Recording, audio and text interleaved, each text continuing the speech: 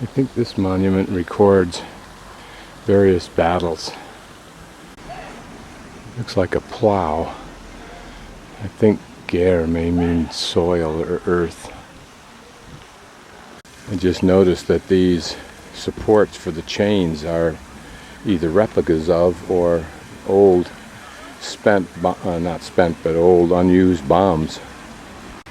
This is more, I understand, recording of the battles or whatever of the resistance from 7943 to 25445. It's kind of eerie when the history of your forefathers mixes with the history of this country's forefathers. I wondered where the top of this statue was, and this perhaps is what remains of it. I'm wrong. What I thought was a fallen piece of junk is the remains of a gun that is placed on these steps as part of the tribute. It'd be interesting to know what the story is behind the importance of this gun, and interesting to know something about the men who probably died using and defending this town with it. How indebted we should be, I often think, to the men who died after probably short lives to defend the lives and to provide for the lives that we live so extensively and so gently and safely, almost complete ignorance of what they sacrificed. I'm 1 block away from the tourist main drag, which is directly ahead of us, and it's absolutely quiet back here. This is just a regular local neighborhood and will be to my left. This is a block off the main drag, and there's a nice restaurant down there. I'm looking for a bakery I can't find, so I'll go back to the main drag. Just down there in the hopes that I can find some what will be very expensive, whatever it is. This is to the right of the entrance at Porta San Giovanni. I'm trying to find the Piazzetta di Muro, and I think this may be it, but it's not well developed here. Look at the picturesque tops to those chimneys.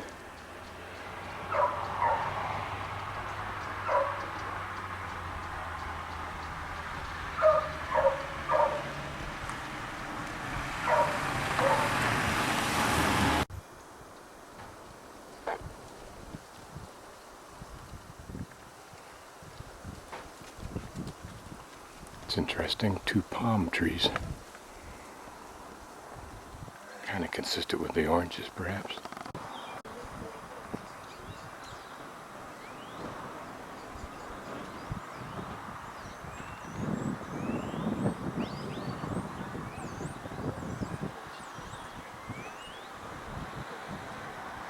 So much prettier with the sun out. The colors come alive. Sun reflects off of that whitish stone.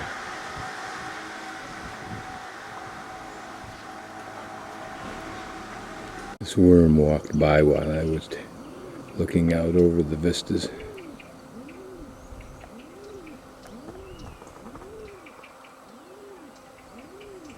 In the 14th century, after San Gimignano had become relatively weak from the plague in 48, Florence defeated it and did 2 things. One, forced it to tear down its towers, and this Banca Toscana is the remains of one torn down tower, slightly rebuilt. The second thing they did was redirect the economic traffic away from San Gimignano, rendering it poverty struck, literally, from which it never recovered apparently.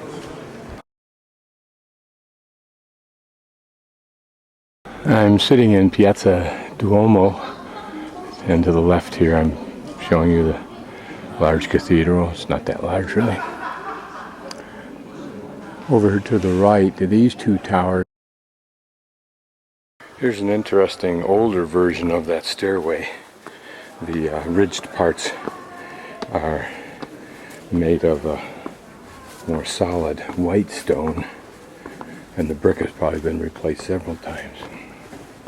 We're now approaching the Duomo. This is the front of the Duomo. These twin towers are 10th century towers. These two twin towers were among the first built, and they were built in the 10th century. You wonder as why there were two towers built close together and similar. The stubby tower that we're looking at, I assume Rick Steves means the one in the middle here, as opposed to these others which are buildings, or the one on the right, which is a big size tower, is a merchant's tower. The main door is on the ground floor where it says Mokium Sogos or something like that, cafe. And then the second floor where you see those big doors was the warehouse, and they could haul things up there. You see those square holes, they were probably used for either balconies or as supports for hauling stuff up into the warehouse. You can see those holes in most of these buildings here, and they all supported either balconies or stairways, exterior stairways. And the loud talking I heard today was not a group of tourists, it was a group of the old men who gather in that domed hall, if you will, and just the echoing out of that is loud enough to carry all of the nearby streets. I don't know what this building is to the right of the stairway of the Duomo that I was sitting on, but it has a classical kind of a balcony.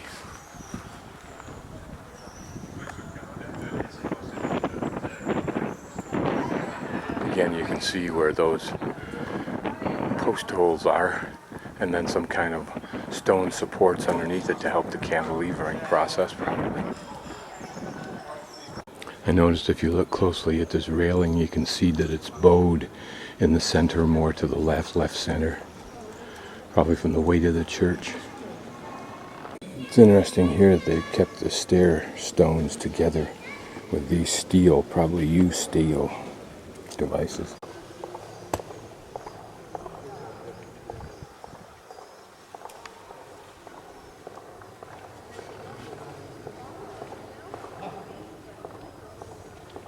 I wanted to look at these little wall inserts.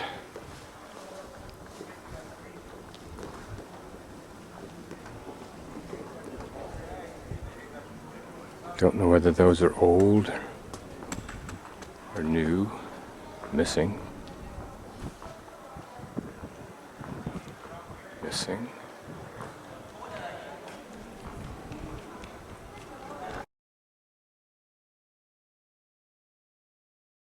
A takeoff of another Annuncia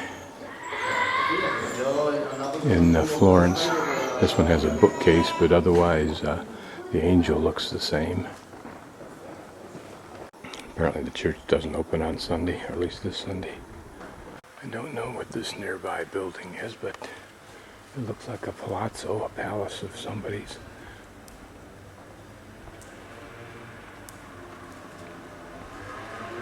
Your coat of arms, frescoes, pretty stairway.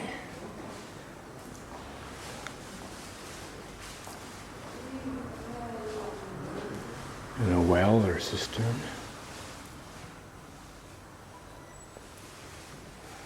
There's one of those columned balcony areas.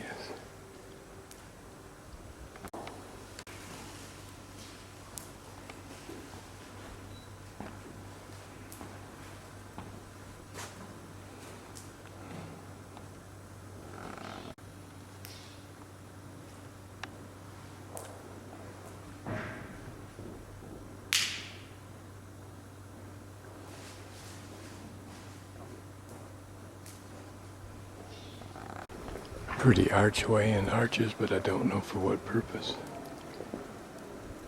Unless it was just a public area. Don't exactly know what this is. I got it from a little side shop.